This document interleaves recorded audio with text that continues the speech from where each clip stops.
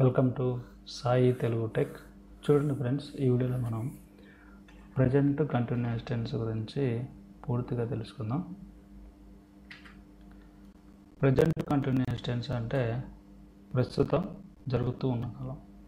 అంటే ప్రస్తుతం మనం మాట్లాడుతున్నప్పుడు,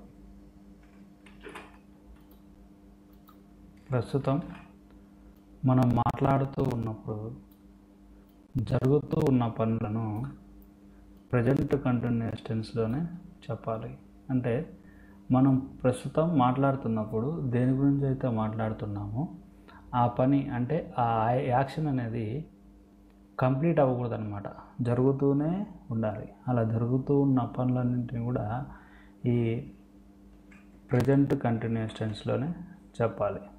దానికి ఉదాహరణ తీసుకుంటే, నేను తింటున్నాను అంటే నేను తింటూ ఉన్నాను. అంటే ఇక్కడ తినడం అనే పని కంప్లీట్ అవ్వలేదు అనమాట, ఇంకా జరుగుతూనే ఉందన్నమాట. తింటూ ఉన్నాను. ఓకే, కాబట్టి ఇది ప్రజెంట్ కంటిన్యూస్ టెన్స్. అదేవిధంగా అతడు చదువుకుంటున్నాడు. అతడు ఏం చేస్తున్నాడు? ఇక్కడ చదువుకుంటూ ఉన్నాడు. అంటే చదువుకోవటం అనే పని ఇక్కడ కంప్లీట్ అవ్వలేదు, ఇంకా చదువుతూనే ఉన్నాడు. కాబట్టి దీన్ని ప్రజెంట్ కంటిన్యూస్ టెన్స్ అని అంటాము. అదేవిధంగా ఆమె రాసుకుంటుంది. ఆమె రాసుకుంటూ ఉంది. అంటే ఇక్కడ రాసుకోవటం అనే యాక్షన్ కంప్లీట్ అవ్వలేదు, జరుగుతూనే ఉందన్నమాట. కాబట్టి ఇది ప్రజెంట్ కంటిన్యూస్ టెన్స్. అదేవిధంగా వారు ఆడుకుంటున్నారు. వారు ఆడుకుంటూ ఉన్నారు. అంటే ఇక్కడ ఆడుకోవటం అనే యాక్షన్ కంప్లీట్ అవ్వలేదు, జరుగుతూనే ఉంది. కాబట్టి ఇది ప్రజెంట్ కంటిన్యూస్ టెన్స్. ఈ విధంగా మనం మాట్లాడుతూ ఉన్నప్పుడు జరుగుతూ ఉన్న పనులను ప్రజెంట్ కంటిన్యూస్ టెన్స్ అని అంటాం అన్నమాట. సరే, మనం ఏ టెన్స్ తీసుకున్నా సరే, ఏ వాక్యాన్ని బిల్డ్ చేయాలన్నా సరే, దానికి ఒక స్ట్రక్చర్ ఉంటుంది. అంటే దానికి ఒక రూల్స్ అండ్ రెగ్యులేషన్స్ తోటి ఒక వాక్య నిర్మాణం ఉంటుంది.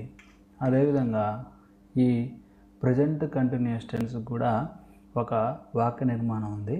అదేంటో చూద్దాం. దాని గురించి క్లియర్గా అర్థం చేసుకుంటే మీకు ఈ టెన్స్ని యూజ్ చేయడం చాలా సింపుల్ అవుతుంది. ప్లస్ మీరు ఎప్పుడు మర్చిపోలేరు కూడా. ఆ విధంగా ఈ లెసన్ని తయారు చేయడం జరిగింది. కాబట్టి ఫ్రెండ్స్, మీరు ఆ వాక్య నిర్మాణాన్ని, అంటే ఆ స్ట్రక్చర్ని క్లియర్గా అర్థం చేసుకోవడానికి ప్రయత్నించండి. ఓకే, ఆ స్ట్రక్చర్ తెలుసుకోబోయే ముందు మీరు చేయాల్సిన ఒక చిన్న పని ఏంటంటే, ఈ వీడియోని లైక్ చేయండి, మీ ఫ్రెండ్స్కి షేర్ చేయండి. ఇంకా ఎవరైనా మా ఛానల్కి సబ్స్క్రైబ్ చేసుకున్నట్లయితే ప్లీజ్ కింద సబ్స్క్రైబ్ బటన్ మీద క్లిక్ చేసి పక్కనే ఉన్న బెల్ ఐకాన్ని ఆన్ చేయండి. ఓకే, ఈ ప్రజెంట్ కంటిన్యూస్ టెన్స్ యొక్క వాక్య నిర్మాణం చూసుకుంటే, ఫస్ట్ సబ్జెక్ట్ ఉండాలి. సబ్జెక్ట్ తర్వాత యామ్, ఈజ్, ఆర్ ఏదో ఒకటి రావాలి. యామ్ అయినా, ఈజ్ అయినా, ఆర్ అయినా ఏదో ఒకటి రావాలి. తర్వాత V1 ఉండాలి. V1 అంటే వెర్బ్ యొక్క ఫస్ట్ ఫామ్ ఉండాలి. తర్వాత ING ఉండాలి. తర్వాత ఎక్స్ట్రా వర్డ్స్ ఉండాలి. ఓకే, ఇది మనకి స్ట్రక్చర్ అన్నమాట. Subject plus am, is, are plus V1 plus ING plus extra words. వీటి గురించి పూర్తిగా ఇప్పుడు 1 by 1 చూద్దాం.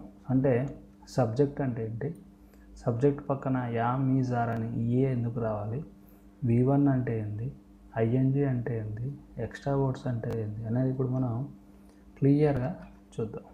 ఓకే, మనకి ఈ ప్రజెంట్ కంటిన్యూస్ టెన్స్లో ఒక వాక్యాన్ని బిల్డ్ చేయాలంటే ఫస్ట్ ఏముండాలి? మనకి సబ్జెక్ట్ ఉండాలి. ఓకే, ఫస్ట్ సబ్జెక్ట్ ఉండాలి. అసలు సబ్జెక్ట్ అంటే ఏంటి? సబ్జెక్ట్ అంటే మనం ఎవరి గురించి అయితే చెప్తున్నామో, లేదా ఎవరి గురించి అయితే మాట్లాడుతున్నామో వాళ్ళనే సబ్జెక్ట్ అంటాం. ఫర్ ఎగ్జాంపుల్గా చూస్తే చూడండి, ఇక్కడ ఈ వాక్యాలు చూద్దాం మనం. నేను తింటున్నాను అన్నాము. ఇక్కడ ఎవరి గురించి మాట్లాడుతున్నాము? నా గురించి మాట్లాడుతున్నాము. కాబట్టి ఇక్కడ నేను అనేది సబ్జెక్ట్. అదేవిధంగా ఈ రెండో వాక్యం చూస్తే అతడు చదువుకుంటున్నాడు. ఇక్కడ మనం ఎవరి గురించి చెప్తున్నాం? అతడు గురించి చెప్తున్నాం. కాబట్టి అతడు అనేది సబ్జెక్ట్. మూడో వాక్యం చూస్తే ఆమె రాసుకుంటుంది.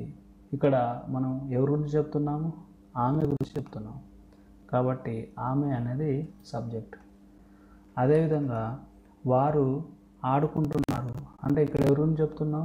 వాళ్ళ గురించి చెప్తున్నాం. కాబట్టి వారు అనేది సబ్జెక్ట్. కాబట్టి జాగ్రత్తగా గమనిస్తే మనం ఎవరి గురించి అయితే మాట్లాడుతున్నామో లేదా ఎవరి గురించి అయితే చెప్తున్నామో వాళ్ళే సబ్జెక్ట్. ఓకే, ఇప్పుడు మనకి సబ్జెక్ట్ అంటే ఏంటో క్లియర్గా అర్థమైంది అనుకుంటున్నాను. నెక్స్ట్ సబ్జెక్ట్ తర్వాత యామ్, ఈజ్, ఆర్ లలో ఏదో ఒకటి రావాలి. సబ్జెక్టులలో యామ్, ఈజ్, ఆర్ లలో ఏదో ఒకటి రావాలి. యామ్ కానీ ఈజ్ కానీ ఆర్ కానీ ఈ మూడిటికి కూడా ఒకటే అర్థం అండి, ఒకటే అర్థం. అదేంటంటే ఉండటం. యామ్ అన్నా సరే ఉండటమే, ఈజ్ అన్నా సరే ఉండటమే, ఆర్ అన్నా సరే ఉండటమే. అయితే మరి సబ్జెక్ట్ తర్వాత ఈ మూడిట్లలో ఏది రావాలనేది ఈ సబ్జెక్టే డిసైడ్ చేస్తుంది. ఓకేనా? ఈ సబ్జెక్టే డిసైడ్ చేస్తుంది. ఈ సబ్జెక్టుని బట్టే మనకి యామ్ లేదా ఈజ్ లేదా ఆర్ లేదా ఏదో ఒకటి రావాలి. ఇదే రూల్ మనకి తెలుగులో కూడా ఉంది. ఫస్ట్ మనం తెలుగులో తెలుసుకొని తర్వాత ఇంగ్లీష్లో మీకు క్లియర్గా ఎక్స్ప్లెయిన్ చేస్తాను. ఫర్ ఎగ్జాంపుల్ చూస్తే ఇక్కడ నేను తింటున్నాను అనే ఒక వాక్యం తీసుకుంటే చూడండి, ఇక్కడ నేను తింటున్నాను అంటే ఇక్కడ నేను అనే సబ్జెక్టు తీసుకున్నాం కాబట్టి ఇక్కడ మనం తింటున్నాను అని అంటున్నాము.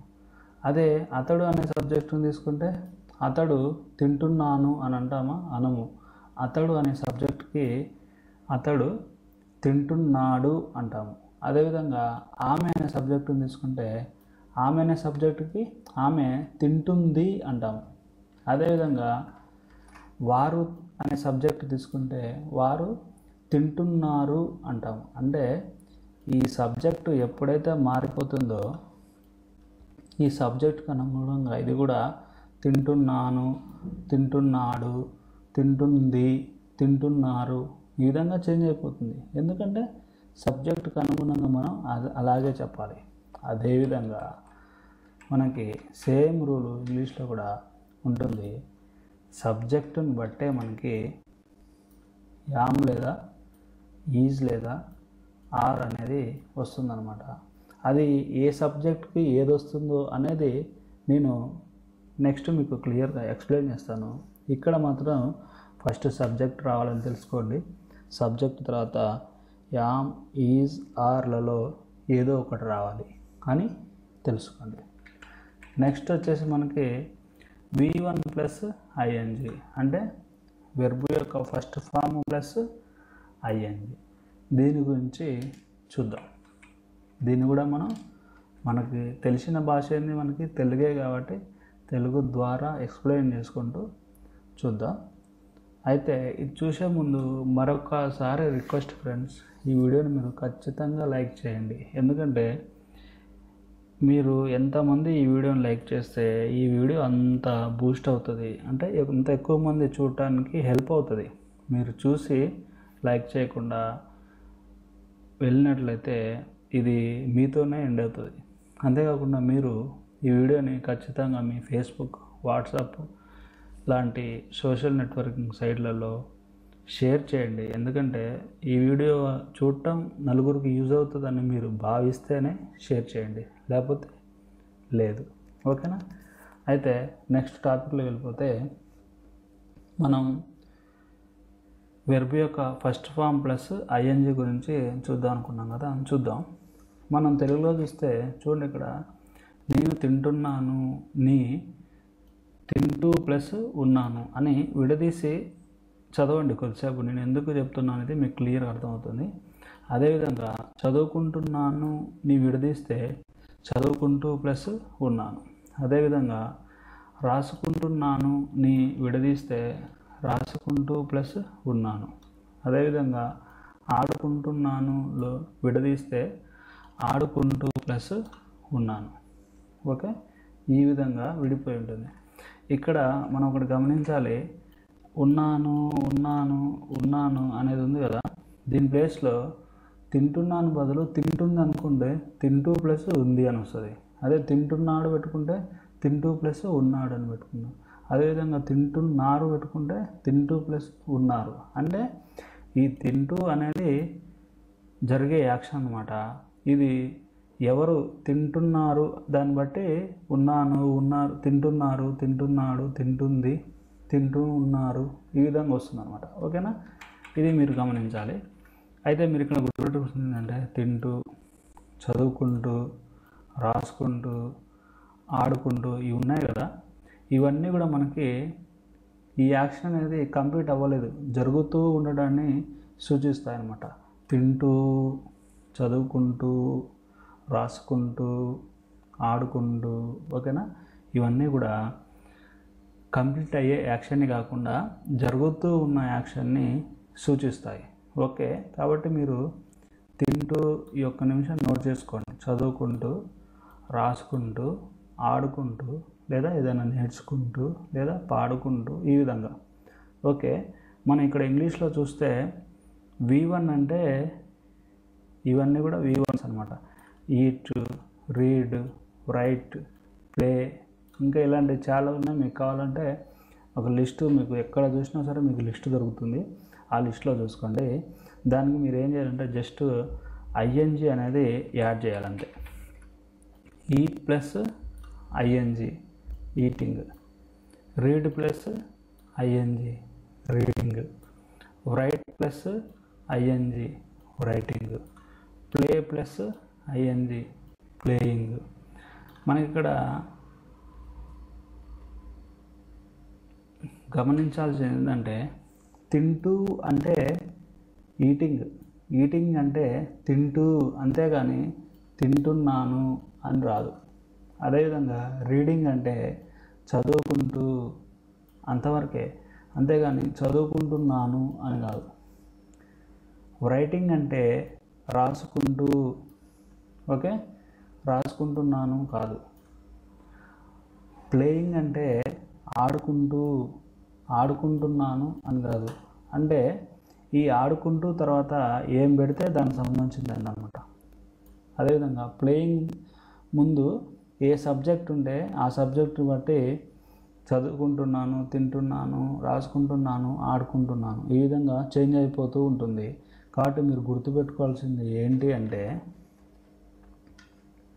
ఈటింగ్ అంటే తింటూ అని అర్థం.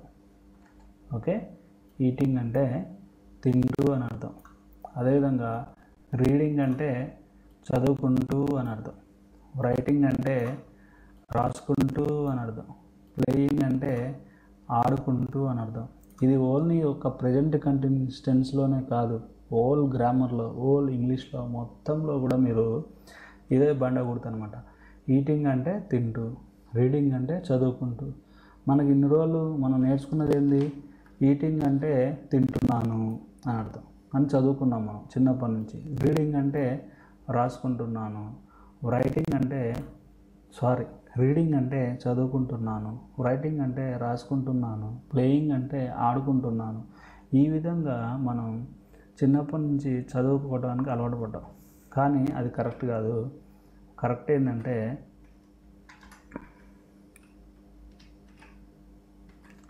ఈటింగ్ అంటే ఓన్లీ తింటూ అని అర్థం. అంటే ఎవరు తింటూ? సబ్జెక్ట్ ఎవరైతే తింటారో, నేను తింటూ ఉంటే నేను తింటున్నాను అవుతుంది, లేదా ఆమె తింటూ అయితే ఆమె తింటుంది అవుతుంది.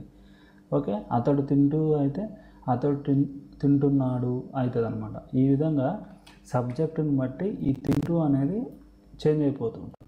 ఓకేనా, ఇది ఇక్కడ మన కాన్సెప్ట్. ఇది అర్థమైంది అనుకుంటున్నాను. ఇంకా ఎవరికైనా అర్థం కానట్లయితే కింద కామెంట్లో మెన్షన్ చేయండి. మీ కామెంట్కి నేను ఖచ్చితంగా రిప్లై ఇస్తాను. ఇంకొంచెం మీకు అర్థం కానిది ఏదైతే ఉందో దాన్ని మీకు అర్థమయ్యేటట్లు ఎక్స్ప్లెయిన్ చేయడానికి నేను ప్రయత్నిస్తాను. ఓకే, నెక్స్ట్ మనం స్ట్రక్చర్ చూసుకుంటే సబ్జెక్ట్ గురించి అయిపోయింది. అమీజార్ గురించి సగం తెలుసుకున్నాము, సగం చెప్తాను నేను. తర్వాత V1 + ing గురించి అయిపోయింది. తర్వాత ఎక్స్ట్రా వర్డ్స్ గురించి అంటే ఏందో చూద్దాం. ఇప్పుడు ఎక్స్ట్రా వర్డ్స్ అంటే ఏం లేదంటే, ఇప్పుడు ఫర్ ఎగ్జాంపుల్ చూడండి, ఇక్కడ నేను తింటున్నాను అని ఉంది. నేను తింటున్నానులో ఏం తింటున్నాను అనేది ఎక్స్ట్రా. ఫర్ ఎగ్జాంపుల్ చూడండి, నేను తింటున్నానుకి ఇంకేది ఎక్స్ట్రా పదం కాకపోతాం. నేను ఒక అరటి పండు తింటున్నాను అని చెప్పామనుకోండి, ఇక్కడ ఒక అరటి పండు అనేది ఎక్స్ట్రా వర్డ్స్. నేను అక్కడ అరటి పండే కాదు, ఏదైనా తినొచ్చు, నా ఇష్టం.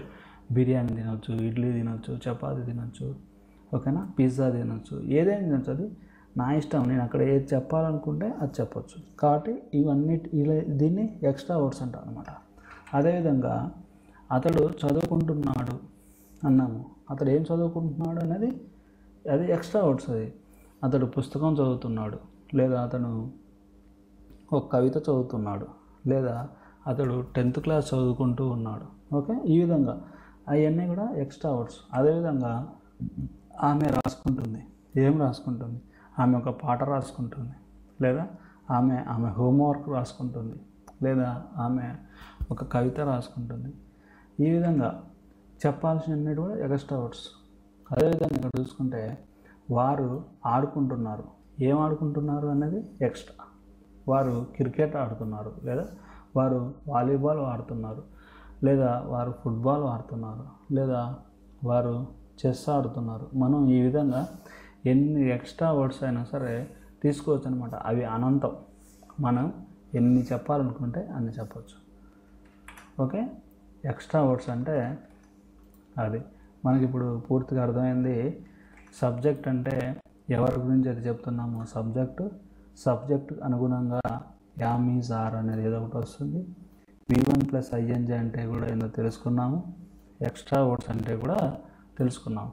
కానీ మనం తెలుసుకోవాల్సింది ఏంటంటే సబ్జెక్ట్ తర్వాత యామ్ ఎప్పుడు వస్తుంది, ఈజ్ ఎప్పుడు వస్తుంది, ఆర్ ఎప్పుడు వస్తుంది. అంటే ఏ సబ్జెక్ట్ వస్తే యామ్ వస్తుంది, ఏ సబ్జెక్ట్ వస్తే ఈజ్ వస్తుంది, ఏ సబ్జెక్ట్ వస్తే ఆర్ వస్తుంది అనేది తెలుసుకొని నెక్స్ట్ వర్డ్స్లోకి అంటే సెంటెన్సెస్ ఏ విధంగా ఫామ్ చేయాలనేది చూద్దాం. అయితే ఇక్కడ మీరు గమనిస్తే చూడండి, ఇక్కడ రైట్ సైడ్లో ఈ బాక్స్లో ఉన్నాయన్నీ కూడా సబ్జెక్ట్స్. ఓకే, ఇవన్నీ కూడా సబ్జెక్ట్స్. ఐ అనేది ఫస్ట్ పర్సన్, యు అనేది second person, he, she, it, they, మిగతా ఏ నేమ్స్ అయినా సరే తీసుకున్నా ఇవన్నీ కూడా థర్డ్ పర్సన్. ఈ పర్సన్స్ గురించి మీరు తెలియాలంటే మన ఛానల్లోనే డూ, డస్, డిడ్ల గురించి ఒక వీడియో చేశాను. ఆ వీడియో మీరు చూసినట్లయితే మీకు ఈ పర్సన్స్ అంటే సబ్జెక్ట్స్ మీద పూర్తి గ్రిప్ అనేది వస్తుంది. ఓకే, నేను మళ్ళీ అవి ఇక్కడ చెప్పి ఈ వీడియోని ఇంకా లెంత్ చేయదలుచుకోలేదు. ఓకే, అయితే చూడండి, మనకి ఇక్కడ ఫస్ట్ ఫస్ట్ రూల్ ఏంటంటే సబ్జెక్టు ఏకవచనం సింగులర్ ఫామ్లో ఉంటే, సబ్జెక్టు ఏకవచనంగా ఉండి సింగులర్ ఫామ్లో ఉంటే ఆ సబ్జెక్టు తర్వాత ఈజ్ రావాలి. ఓకేనా, సబ్జెక్టు ఏకవచనం అయితే సింగులర్ ఫామ్ అయితే ఆ సబ్జెక్టు పక్కన ఈజ్ రావాలి. ఫర్ ఎగ్జాంపుల్ హీ అంటే అతడు. ఫర్ ఎగ్జాంపుల్ చూడండి, ఇక్కడ హీ అంటే అర్థం ఏంటి? అతడు అంటే ఒకరి గురించి చెప్తున్నాం. ఒకడు అంటే అది ఏకవచనం కాబట్టి హీ పక్కన ఈజ్ రావాలి, హీ ఈజ్ అని రావాలి అనమాట మనకి. అదేవిధంగా షీ అంటే ఆమె అంటే ఒక ఆమె గురించి చెప్తున్నాం కాబట్టి షీ పక్కన ఈజ్ రావాలి. అదేవిధంగా ఇట్ అంటే అది అంటే ఒకదాని గురించి చెప్తున్నాం కాబట్టి దాని పక్కన ఈజ్ రావాలి. అదేవిధంగా రవి అంటే ఓన్లీ రవి కాదు, ఏ నేమ్ అని తీసుకోండి, రవి, రాణి, సరళ, గీత, శ్వేత, స్వాతి, ఏ నేమ్ అని తీసుకోండి, వాళ్ళ ఒక్కరి గురించి చెప్తున్నాం కాబట్టి వాళ్ళ పక్కన ఈజ్ రావాలన్నమాట. మీరు ఒకటే ఒక బండ గుర్తు, ఏం గుర్తు పెట్టాలంటే సింగులర్ ఫామ్ సబ్జెక్ట్ వచ్చినప్పుడు, అంటే సబ్జెక్ట్ ఏకవచనం అయినప్పుడు ఆ సబ్జెక్ట్ పక్కన ఈజ్ రావాలి. మీకు సబ్జెక్ట్స్ ఏంటి అనేది ఇక్కడ పక్కన ఉన్నాయి, ఇవన్నీ సబ్జెక్ట్స్ మీరు నోట్ చేసుకోండి. నెక్స్ట్ సెకండ్ రూల్ ఏంటంటే సబ్జెక్ట్ బహువచనం అయితే, అంటే సబ్జెక్టు ప్లూరల్ ఫామ్లో ఉంటే సబ్జెక్ట్ తర్వాత ఆర్ రావాలన్నమాట. అంటే ఫర్ ఎగ్జాంపుల్ చూడండి, కింద వి అంటే మేము లేదా మనము, అంటే ఒకళ్ళకంటే ఎక్కువ గురించి చెప్తున్నాం కాబట్టి దీని పక్కన ఆర్ రావాలి. అదేవిధంగా యు అంటే నీవు అంటాము, యూకి మరొక అర్థమే మీరు అని కూడా ఉంది ఇంగ్లీష్లో, కాబట్టి మీరు అని చెప్తాం కాబట్టి యు తర్వాత కూడా ఆర్ రావాలి. అదేవిధంగా దే అంటే వారంటే ఒకళ్ళు కాదు, అక్కడ చాలామందిని కలిపితేనే వారు అవుతారు కాబట్టి వారు పక్కన కూడా ఆర్ అనేది రావాలి. అదేవిధంగా రవి అండ్ రాణి అంటే ఇక్కడ మనం రవి గురించి సింగిల్ చెప్తే ఈజ్ పెట్టాలి, అదే రాణి గురించి సింగిల్ చెప్తే ఈజ్ పెట్టాలి. కానీ ఇక్కడ మనం చెప్పేది ఏంటి, రవి అండ్ రాణి ఇద్దరు గురించి ఒకటేసారి చెప్తున్నాం కాబట్టి ఇక్కడ ఆర్ అనేది రావాలి. అదేవిధంగా మనం బాయ్స్ అన్నాం అనుకోండి, బాలురు గురించి అందరి గురించి చెప్తున్నాం కాబట్టి అక్కడ ఆర్ అనేది రావాలి. అదేవిధంగా గర్ల్స్ అన్నాం అనుకోండి, బాలికల గురించి అందరి గురించి చెప్తున్నాం, ఒకరికంటే ఎక్కువ గురించి చెప్పినప్పుడు ఖచ్చితంగా ఆర్ అనేది రావాలి. ఒక్కరి గురించి చెప్పినప్పుడు ఈజ్ అనేది రావాలి. అయితే ఈ థర్డ్ రూల్ అనేది వెరీ ఇంపార్టెంట్. ఐకి మాత్రమే యామ్ అనేది రావాలి.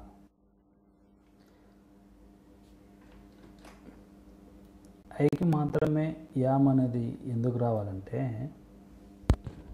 ఐ కూడా సింగులర్ సబ్జెక్టే, ఐ అంటే నేను, ఐ కూడా సింగులర్ సబ్జెక్టే. కానీ మనకి ఇక్కడ ఉన్న సింగిల్ సబ్జెక్ట్ని ఒకసారి గమనిస్తే హీ అంటే అతడు అంటే పుల్లింగం, మేల్ జెండర్ కింద వస్తుంది. షీ అంటే ఆమె అంటే స్త్రీలింగం, ఫీమేల్ జెండర్ కింద వస్తుంది. ఇట్ అంటే అది అంటే ఫర్ ఎగ్జాంపుల్ ఇది నపుంసకలింగం గురించి వస్తుంది. అదేవిధంగా రవి అంటే ఒక అబ్బాయి గురించి చెప్తున్నాం, అబ్బాయి కాబట్టి ఇతడు పుల్లింగం కిందకి వస్తుంది. అదేవిధంగా రాణి అంటే అమ్మాయి, ఒక అమ్మాయి గురించి చెప్తున్నాం అంటే ఇది స్త్రీలింగం. ఇలా ఇక్కడున్న మనకి ఏ సింగులర్ని తీసుకున్నా సరే మనకి ఇది ఏదో ఒక లింగానికి సంబంధించినట్టు, అంటే ఏదో ఒక జెండర్కి సంబంధించినవి అని మనం క్లియర్గా చెప్పగలుగుతాం.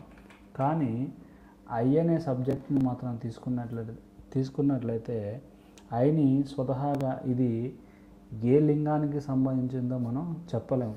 ఎందుకంటే ఒక స్త్రీని తీసుకున్నా, ఒక పురుషుడిని తీసుకున్నా నేను అని సంబోధిస్తాం. అదేవిధంగా ఒక అమ్మాయిని తీసుకున్నా, ఒక అబ్బాయిని తీసుకున్నా సరే నేను అని సంబోధించడం జరుగుతుంది. కాబట్టి స్వతహాగా ఐకి అది ఏ లింగమో చెప్పే అంత, కాబట్టి ఐ అనేది ఏ లింగానికి చెందింది కాదు. కాబట్టి ఐకి మాత్రమే యామ్ని వాడాలి. మీరు గమనించినట్లయితే ఇది మీకు ఎవ్వరు చెప్పుండరండి ఇంతవరకు ఈ రూల్ అనేది.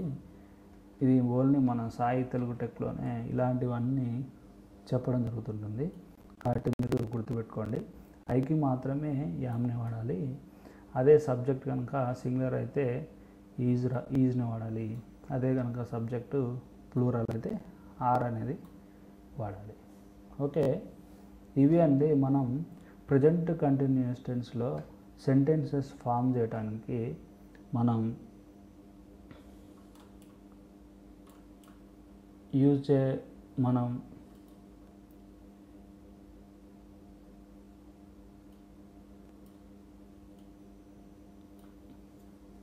రూల్స్ అండ్ రెగ్యులేషన్స్ ఇవన్నమాట. అయితే ఈ రూల్స్ అండ్ రెగ్యులేషన్స్ని మీరు ఇంత టైం తీసుకుని ఎందుకు చెప్పానంటే, ఇవి ఒక్కసారి మనకి అర్థమైందంటే మనం సెంటెన్సెస్ ఫామ్ చేయడం చాలా సింపుల్, చాలా ఈజీగా ఉంటుంది. అందుకని నేను మీకు ఇది చెప్పడం జరిగింది. చూడండి ఫ్రెండ్స్, ఇంకొకసారి మీకు రిక్వెస్ట్ చేసేది ఏంటంటే, ఈ వీడియోని మీరు వీలైనంతగా మీ ఫేస్బుక్, వాట్సాప్లలో షేర్ చేయండి. షేర్ చేస్తే ఎందుకంటే ఈ వీడియో మీకు ఇంకొక నలుగురికి చేరవేసిన అవుతారు. ఎందుకంటే నేను మీ వరకు తీసుకురాగలిగాను, కానీ మీ ఫ్రెండ్స్ వరకు తీసుకెళ్ళలేను. కాబట్టి అక్కడ వరకు తీసుకెళ్ళే బాధ్యత మీదే. అంతేకాకుండా ఈ వీడియోని ఖచ్చితంగా లైక్ చేయండి, కింద కామెంట్ చేయండి. మీ సలహాలు, సూచనలు ఏదో ఒకటి, మీ డౌట్స్ ఏదున్నా సరే కామెంట్ చేయండి. లేదా వీడియో కనుక మీకు నచ్చినట్లే గుడ్ వీడియో బాగుందని ఒక కామెంట్ చేయండి. నేను చాలా సంతోషిస్తాను. అంతేకాకుండా ఇలాంటి వీడియోస్ని చాలా చేయడానికి నాకు ఎంకరేజ్మెంట్గా ఉంటుందన్నమాట. ఓకే, ఇప్పుడు మనం సెంటెన్సెస్ ఏ విధంగా ఫామ్ చేయాలనేది చూద్దాం. ఇప్పుడు మనం వాక్యాలను ఏ విధంగా నిర్మించాలో చూద్దాం. ఫస్ట్ మీరు ఈ ఇంగ్లీష్ సెంటెన్సెస్ గురించి పట్టించుకోవద్దు, ఇంగ్లీష్లో ఉన్న వాక్యాల గురించి పట్టించుకోవద్దు. ఓన్లీ తెలుగులో ఉన్న వాక్యాలనే చూడండి, అర్థం చేసుకోండి. తర్వాత వాటిని ఇంగ్లీష్లో ఏ విధంగా మార్చాలనేది చూద్దాం. ఇక్కడ నేను మాత్రం ఒకే వాక్యాన్ని వేరువేరు సబ్జెక్టులను ఉపయోగించి రాశాను అన్నమాట. అంటే నేను సినిమాకి వెళ్తున్నాను, మేము సినిమాకి వెళ్తున్నాము, నీవు సినిమాకు వెళ్తున్నావు, అతడు సినిమాకు వెళ్తున్నాడు. ఓకేనా? ఈ విధంగా సబ్జెక్టులని చేంజ్ చేసి రాశాను. అదేవిధంగా తీసుకుంటే ఆమె సినిమాకు వెళ్తుంది, అది సినిమాకు వెళ్తుంది, వారు సినిమాకు వెళ్తున్నారు, రాణి సినిమాకు వెళ్తుంది. విషయం మాత్రం ఒకటే, సినిమాకు వెళ్ళటం. కానీ వెళ్ళేది మాత్రం వేరు వ్యక్తులు, అంటే వేరు సబ్జెక్టులు అనమాట. ఒకసారి నేను వెళ్తే ఇంకోసారి నీవు, ఇంకోసారి వాళ్ళు, ఇంకోసారి అతడు, ఆమె, అది, వారు. ఈ విధంగా మనం ఎన్ని సబ్జెక్టులను అయితే ఉపయోగించగలమో అన్ని సబ్జెక్టులని మీకు అర్థం కావడం కోసం ఒకసారి క్లియర్గా ఎక్స్ప్లెయిన్ చేసి తర్వాత మెయిన్ సెంటెన్సెస్ని, ఇవి కూడా మెయిన్ సెంటెన్సెసే కానీ ఒకే సెంటెన్స్ని డిఫరెంట్ సబ్జెక్టులతోటి చూస్తున్నాం అన్నమాట. సరే, ఫస్ట్ చూస్తే మనం ఏంటంటే ఎవరి గురించి అయితే చెప్తున్నామో వాళ్ళని సబ్జెక్ట్ అంటామని చెప్పుకున్నాం కదా. మనం ముందు ఆ సబ్జెక్ట్ ఏంటనేది గుర్తుపట్టాలి. ఈ సబ్జెక్ట్ ఏం చేస్తున్నప్పుడు గుర్తుపట్టాలి. ఇక్కడ సబ్జెక్ట్ ఏంది? నేను సినిమాకు వెళ్తున్నాను. నేను ఇక్కడ ఏం చేస్తున్నాను? వెళ్తున్నాను అనేది వెర్బ్ అనమాట. ఇక్కడ సబ్జెక్ట్ ఏమో నేను, వెళ్తున్నాను అనేది వెర్బ్. ఇక్కడ సినిమాకు అనేది ఎక్స్ట్రా వర్డ్స్ అనమాట. అంటే నేను సినిమాకే కాదు ఎక్కడికైనా వెళ్ళొచ్చు. నేను ఊరికి వెళ్తున్నాను, లేదా నేను చెన్నైకి వెళ్తున్నాను, లేదా నేను పార్కుకు వెళ్తున్నాను, లేదా నేను బీచ్కి వెళ్తున్నాను. ఈ విధంగా మనం ఎన్ని ఎక్స్ట్రా వర్డ్స్ అయినా రాయొచ్చు. ఇక్కడ మనం ఎగ్జాంపుల్కి సినిమాకు అనేది తీసుకున్నాము. నేను ఫస్ట్ ఇక్కడ సబ్జెక్ట్ ఏంది, సబ్జెక్టు ఏం చేస్తుంది అనేది చూడాలి. మెయిన్ సబ్జెక్ట్ నేను ఏం చేస్తున్నాను? వెళ్తున్నాను. ఓకేనా?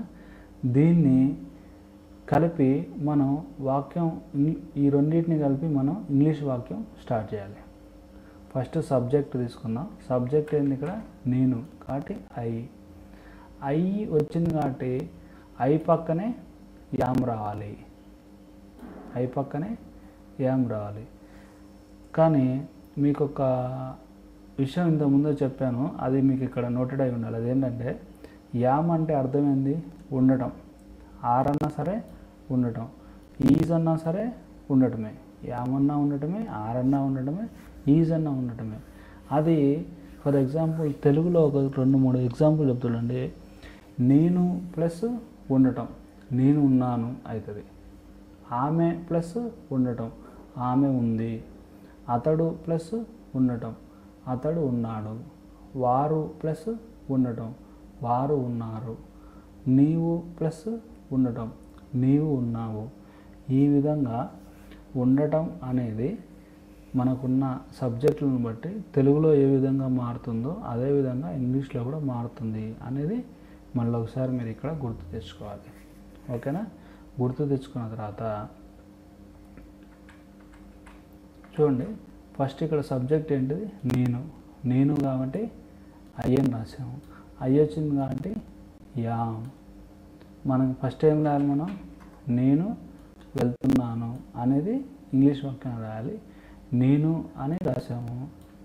యామ్ అంటే ఉండటం, అంటే నేను ఉన్నాను. నేను వెళ్తున్నానులో నేను ఉన్నాను అని వచ్చింది.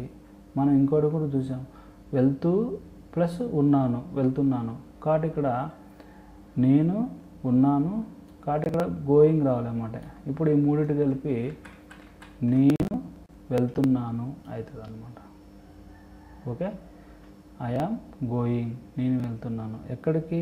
టు మూవీ, సినిమాకు వెళ్తున్నాను. ఓకే, మీకు ఇది అర్థం కాకపోయినా సరే ఒక 2-3 వాక్యాలు చూస్తే మీకు క్లియర్ అయిపోతుంది. చూడండి. సరే, మేము సినిమాకి వెళ్తున్నాం. సెకండ్ వాక్యం. ఇక్కడ సబ్జెక్ట్ ఏంటిది? మేము. ఏం చేస్తారు ఇక్కడ? మేము వెళ్తున్నాము. ఓకేనా? ఈ రెండు కలిపి ఇంగ్లీష్ వాక్యము స్టార్టింగ్ రావాలి. మేము అంటే వి అంటే ప్లూరల్ కాబట్టి వి పక్కన ఏమంటే ఆర్ రావాలి. ఆర్ అంటే ఉండటం. మేము ప్లస్ ఉండటం అంటే మేము ఉన్నాము.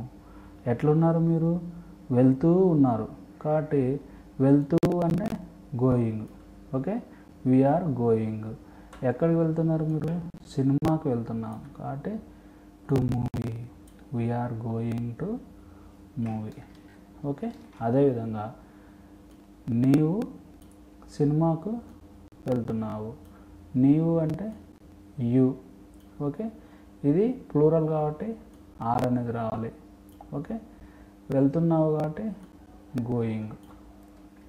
ఈ విధంగా మీరు అన్ని సబ్జెక్టులకి చూసుకోండి. హీ అంటే అతడు, అదేవిధంగా షీ, ఇట్, దే, రాని. ఈ విధంగా మనం ఒకే వాక్యాన్ని వేరు సబ్జెక్టులను ఉపయోగించి రాయొచ్చు అన్నమాట.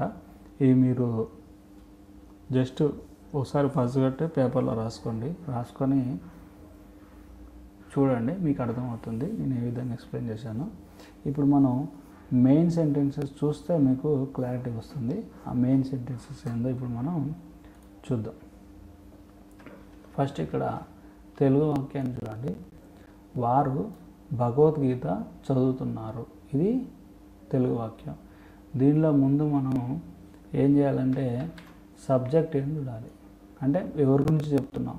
వాళ్ళ గురించి చెప్తున్నాం. వాళ్ళు తర్వాత ఏం చేస్తుంటారు? ఇక్కడ చదువుతున్నారు.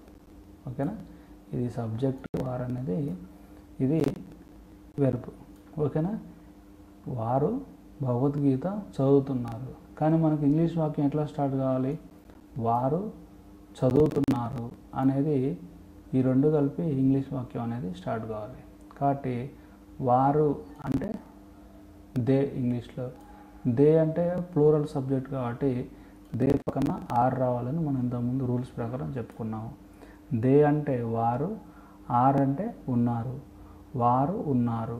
మనం తెలుగులో చూస్తే వారు చదువుతున్నారులో వారు ఉన్నారు వచ్చింది. ఇంకా మనకు రావాల్సింది ఏంటిది? చదువుతూ రావాలి. చదువుతూ అంటే రీడింగ్. ఓకేనా? చదువుతూ అంటే రీడింగ్. దే ఆర్ రీడింగ్ అంటే వారు చదువుతున్నారు. ఏం చదువుతున్నారు? భగవద్గీత చదువుతున్నారు. కాబట్టి భగవద్గీత అనేది ఈ లాస్ట్లో వేసేయండి. ఓకే, అదేవిధంగా రెండో వాక్యం చూస్తే అతడు అక్కడ వాలీబాల్ ఆడుతున్నాడు. సరే, ఇక్కడ మనం ఎవరి గురించి చెప్తున్నాం? అతడు గురించి చెప్తున్నాం. అతడు ఏం చేస్తున్నాడు? అసలు ఇక్కడ ఆడుతున్నాడు. ఏం ఆడుతున్నాడు అనేది వేరే విషయం. వాలీబాల్ ఆడుతున్నాడు, క్రికెట్ ఆడుతున్నాడు, ఫుట్బాల్ ఆడుతున్నాడు అనేది వేరే విషయం. అతడు ఆడుతున్నాడు అన్నది మనకి ఇక్కడ ఇంపార్టెంట్ అన్నమాట. సరే, అతడు అంటే ఈ అతడు ఆడుతున్నాడు రెండు కలిపి ఇంగ్లీష్ వాక్యంలో మనకి స్టార్టింగే రావాలి. ఇది గుర్తుపెట్టుకోవాలి మనం. అతడు అంటే హీ కాబట్టి సింగులర్ సబ్జెక్ట్ కాబట్టి దీని పక్కన ఈజ్ రావాలి. హీ ఈజ్ అంటే అతడు ఉన్నాడు, అతడు ఆడుతున్నాడులో అతడు ఉన్నాడు అనేది వచ్చేసింది మనకి. ఇంకేం రావాలి మనకి, ఆడుతూ రావాలి. ఆడుతూ అంటే playing. Okay, he is playing అంటే అతడు ఆడుతున్నాడు. ఏం ఆడుతున్నాడు, వాలీబాల్. ఎక్కడ ఆడుతున్నాడు, అక్కడ ఆడుతున్నాడు కాబట్టి అక్కడ అంటే దేర్.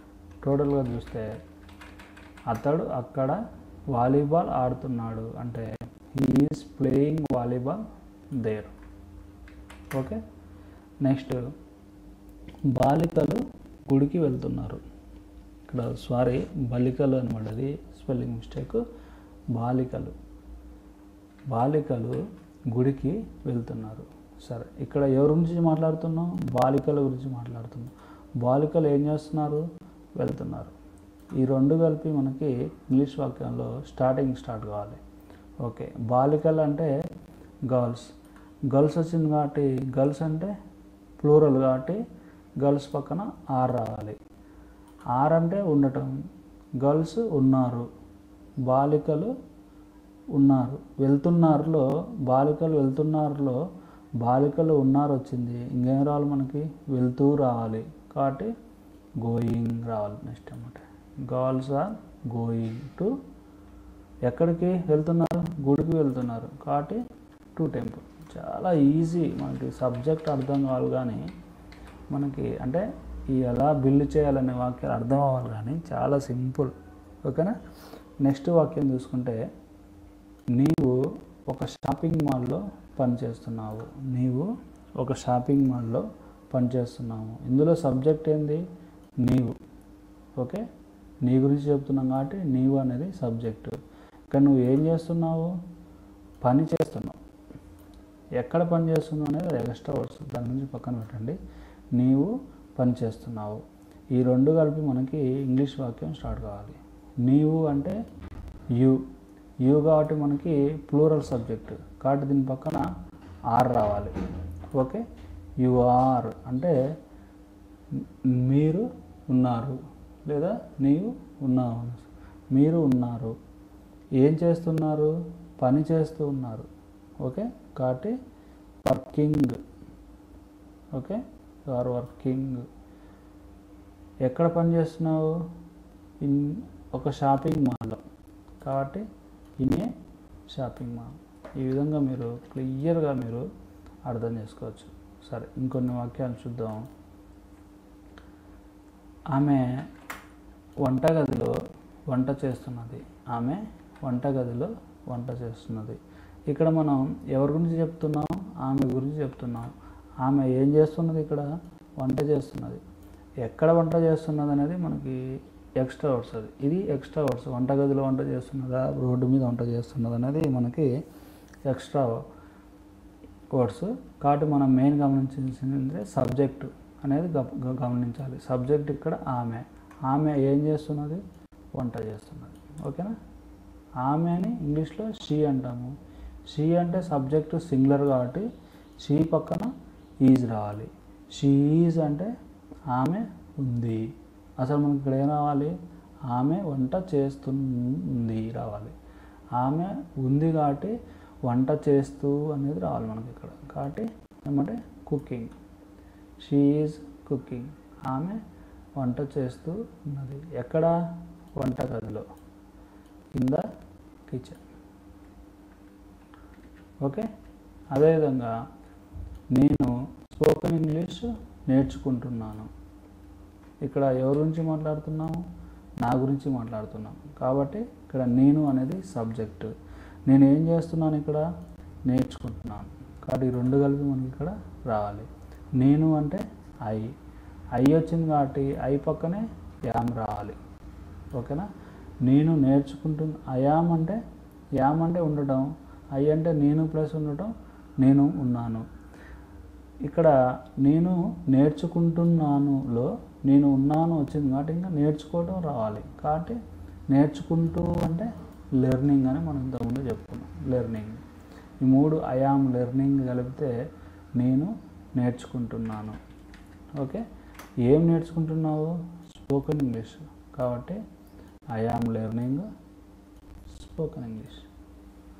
ఓకే, నెక్స్ట్ వాక్యం చూస్తే బాలురు హిందీ చదవడానికి ప్రయత్నిస్తున్నారు. ఇక్కడ కూడా బాలురు బదులు బలురు అనబడ్డది. Sorry for the mistake. బాలురు హిందీ చదవడానికి ప్రయత్నిస్తున్నారు. ఇక్కడ ఎవరి గురించి చెప్తున్నాం మనం? బాలురు గురించి చెప్తున్నాం.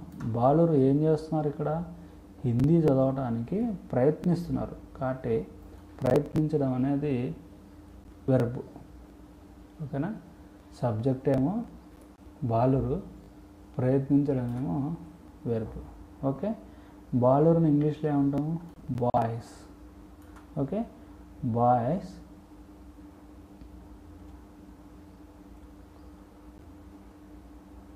బాయ్స్ కాబట్టి ప్లూరల్ కాబట్టి దీని పక్కన ఏం రావాలి? మనకి ఆర్ రావాలి.